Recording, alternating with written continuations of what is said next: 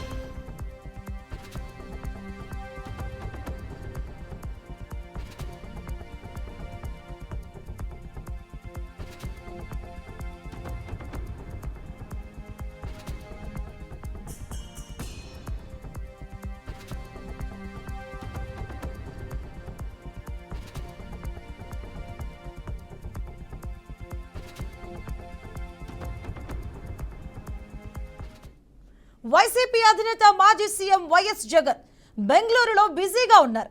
నిన్నటి నుంచి వైసీపీ నేతలతో వరుస సమావేశాలు అవుతున్నారు.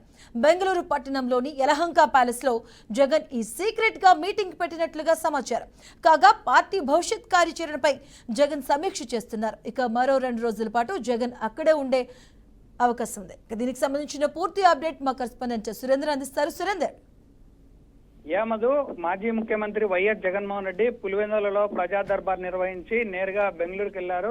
2 రోజుల పాటు అక్కడే ఉన్నట్లుగా సమాచారం తెలుస్తోంది. ఈ బెంగళూరు వెళ్ళినప్పటి నుంచి ముఖ్య నేతలైనటువంటి చెవిరెడ్డి భాస్కర్ రెడ్డికి, అలాగే పెద్దిరెడ్డి రామచంద్రారెడ్డికి ఇలా ముఖ్య నేతలతో రహస్య సమావేశంతో పాటు మంతనాలు కూడా జరుపుతున్నట్టు తెలుస్తోంది. ఈ నేపథ్యంలోనే పార్టీ ముఖ్య నేతలతో చర్చించిన తర్వాతే కేంద్రంలో ఉన్నటువంటి స్పీకర్ ఎన్నికకు కూడా మద్దతు తెలిపినట్లుగా తెలుస్తోంది. కేంద్రంలోని ఎన్డీఏ కూటమికి మద్దతు తెలపడం పట్ల ఇటు విపక్షాలు అలాగే ఏపీ, తెలంగాణ 2 రాష్ట్రాలు కూడా ఒకంత ఆశ్చర్యాన్ని కూడా వ్యక్తం చేశాయి. ఎందుకంటే ప్రధాన పాత్ర పోషించినటువంటి ఎన్డీఏ కూటమి ఇక్కడ ఏపీలో గెలవడము, దాన్ని విభేదించినటువంటి వైఎస్ఆర్ కాంగ్రెస్ పార్టీ ఏకంగా ఎన్డీఏకు కేంద్రంలో మద్దతు ఇవ్వడం, ఇవన్నీ చూస్తే ఒక రకంగా భవిష్యత్తులో రాబోయే ప్రమాదాలను ఇప్పటి నుంచే సెట్ చేసుకునే క్రమంలో భాగంగానే ఎన్డీఏ కూటమికి మద్దతు ఇచ్చినట్లుగా తెలుస్తా ఉంది. అలాగే పార్టీ పెద్దలతో చర్చలు జరుగుతూ ఉన్నాయి. బెంగళూరు ప్యాలెస్ కేంద్రంగానే ఈ రహస్య మంతనాలకు తెరలేపినట్లుగా తెలుస్తోంది. మరో 2 రోజుల పాటు అక్కడే ఉండి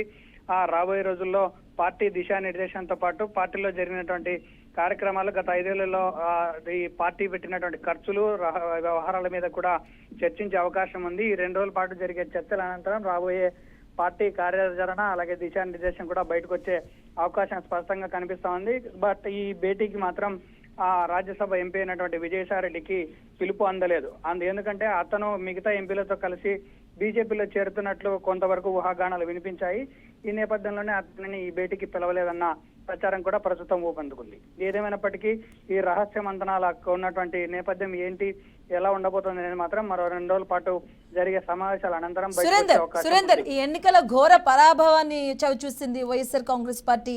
అలాగే ఇప్పుడు చూస్తే సీక్రెట్ గా సంబంధించి మీటింగ్స్ కూడా జరుగుతున్నాయి. అంటే నెక్స్ట్ ప్రజల్లోకి ఎలాంటి కార్యక్రమాలతో వెళ్ళబోతున్నారు? మరోవైపు చూసుకుంటే గతంలో పాదయాత్ర, ఓదార్పు యాత్రలు కూడా మళ్ళీ స్టార్ట్ చేస్తారని కూడా కొన్ని వార్తలు వినిపిస్తున్నాయి. దానికి సంబంధించిన ఏమైనా అప్డేట్స్ ఉన్నాయా?